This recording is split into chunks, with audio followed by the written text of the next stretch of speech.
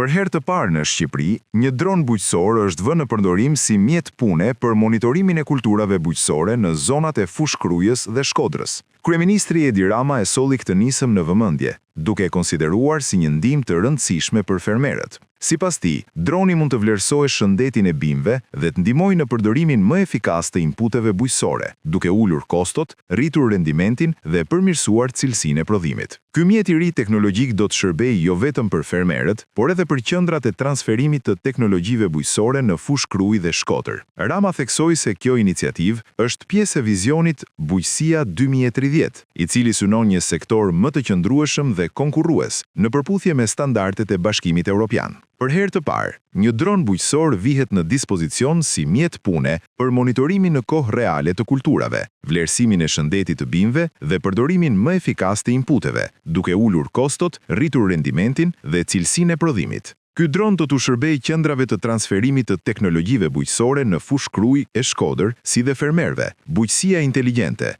është pjesë e vizionit ton Bujqësia 2030 për një sektor më të qëndrueshëm dhe konkurrues në përputhje me standardet e Bashkimit Evropian, shkruan Rama. Bujqësia inteligjente mbetet ende një koncept i ri për vendin, por po tërhiq interes të madh nga sipërmarrjet bujqësore. Shqipëria po nis gjithashtu të aplikojë element të bujqësisë precize, ku GPS-i dhe imazhet satelitore përdoren për hartëzimin e tokave dhe për trajtim të personalizuar të sipërfaqeve bujqësore.